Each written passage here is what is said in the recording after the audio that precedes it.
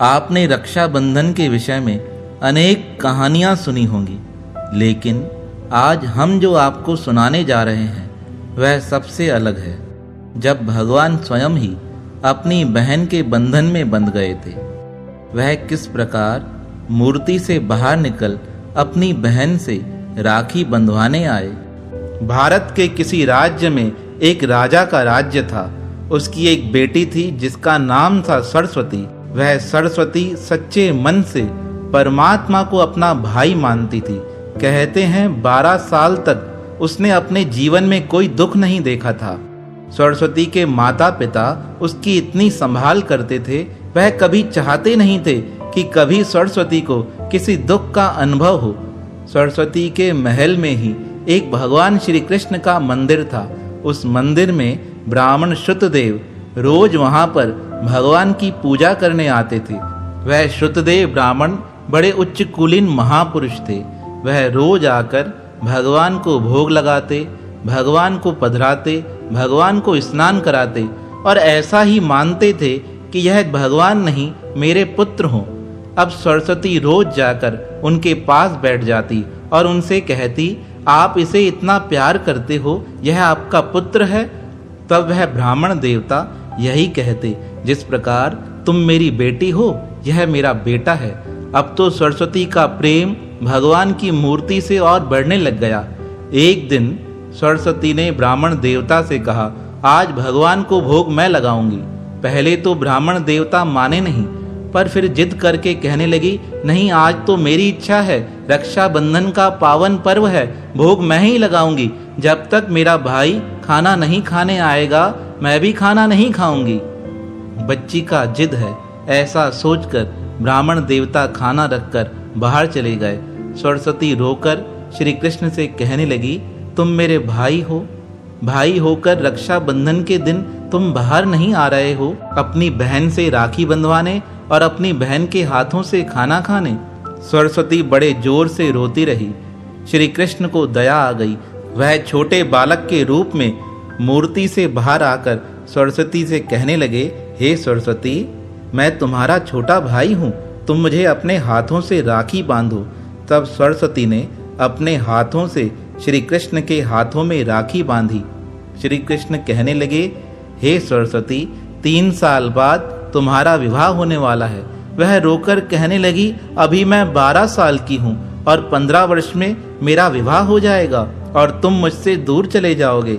श्री कृष्ण ने कहा, मैं तुमसे कहीं भी दूर नहीं जाऊंगा, हरदम तुम्हारे साथ रहूंगा और जिससे तुम्हारा विवाह होने वाला है वह पूर्व जन्म के मेरे भक्त हैं।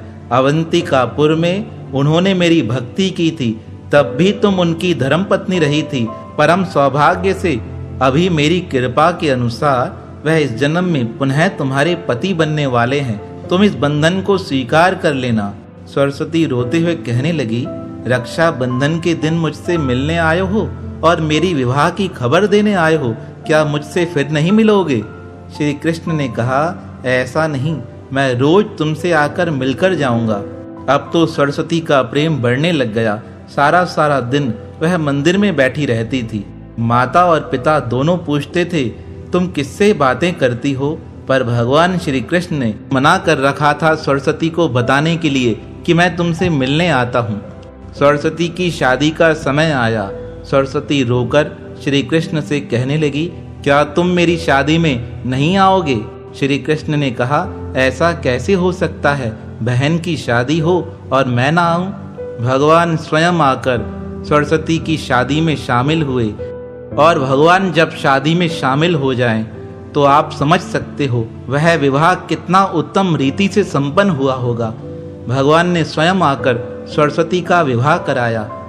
विवाह के पश्चात जब सरस्वती अपने पति के राज्य में आई, एक दिन रोते हुए उसने अपने भाई को याद कर कहा, हे कृष्णा, तुम कहाँ हो? सरस्वती के रोते ही श्री कृष्ण वहाँ उपस्थित हो गए। वह रोकर कहने लगी, मैंने सुना है तुम भगवान हो, सारा संसार तुम्हारी पूजा करता है, पर मैंने तो कभी तुम्हारी पूजा नहीं की। मैं तो हरदम तुम्हें डांटती रहती हूँ, कुछ ना कुछ काम बताती रहती हूँ। हे कृष्णा, तुम सच्ची सच्ची बताओ ना, तुम मेरे भाई हो यहाँ भगवान हो। तब उसकी बातें सुन भगवान श्री कृष्ण हंसकर कहने लगे, सरस्वती, मैं तुम्हारा कृष्णा ही हूँ। मैं संसार की नज़र में भले भगवान रहूं, पर मैं तुम्हारा कृष्णा ही हूँ जिसे तुम अपना भाई मानती हो। तब सरस्वती रोकर कहने लगी, इसका मतलब तुम मुझसे झूठ बोलते हो। भगवान श्री कृष्ण ने कहा, मैंने कौन सा झूठ कहा? कहा लोग तुम्हें भगवान मानते हैं, तुम्हारी पूजा करते हैं, और मुझे तो तुमने कभी पूजा का अवसर दिया ही नहीं है। मैं जब रोती हूँ मेरे पास आ जाते हो और मेरे काम खुद करके जाते हो। क्या मेरा अधिकार नहीं मैं तुम्हारी सेवा करूं? आज श्री कृष्ण प्रसन्न होकर कहने लगे, तुम्हारा पूर्ण अधिकार है मेरे ऊपर। तुम जब मेरी पूजा करना चाहो मेरी पूजा कर सकती हो, पर तुम बताओ तुम्हारा पूजा में मन लगेगा? सरस्वती हंसकर कहने लगी, क्यों नहीं लगेगा? ऐसा कहकर सरस्वती भगते हुए अपने कमरे से एक आरती का थाल लेकर आई और भगवान श्री कृष्ण को आसन पर बिठाकर भगवान की आरती करने लगी। पर जैसे ही आरती कर रही थी वैसे ही सरस्वती को हंसी आ रही थी।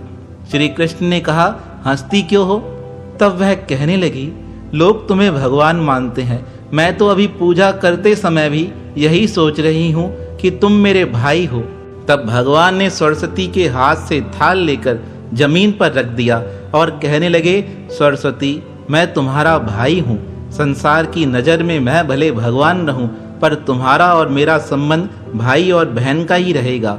सरस्वती ने कहा, क्या तुम अब भी मेरे पास वैसे ही आ जाओगे जैसे अभी आते हो? तब श्री कृष्ण ने कहा, जिस दिन बुलाओगी मैं तुम्हारे पास आ जाऊंगा। इस प्रकार जब भी सरस्वती याद करती भगवान श्री कृष्ण उपस्थित हो जाते। रक्षाबंधन का पावन पर्व आया। सरस्वती की अवस्था बड़ी वृद्ध हो चुकी थी। उसने भगवान श्री कृष्ण को आवाज देकर कहा, हे कृष्ण, आज राखी बंधवाने आ जाओ। श्री कृष्ण बाहर आए। उन्होंने राखी बंधवाई। सरस्वती से कहा, बहन, वरदान में क्या चाहिए? सरस्वती रोकर कहने लगी, आज यही चाहती हूँ कि तुम्हारे चरणों में मुझे जगह मिल जाए। इस प्रकार जब सरस्वती ने श्री कृष्ण को प्रार्थना की, भगवान ने उसके मस्तक पर हाथ रख दिया। अब तो उसे तत्व ज्ञान का बोध हो गया, और जैसे ही तत्व ज्ञान का बोध हुआ, कहते हैं सरस्वती के प्राण श्री कृष्ण के चरणों में ही समा गए। अपने भक्त को भगवान स्वतः ही मूर्ति से प्रकट हो लेने आ गए।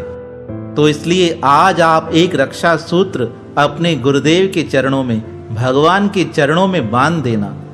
अगर भगवान को बांध दिया तो समझ लेना भगवान आपके हो गए और हम भगवान के हो गए।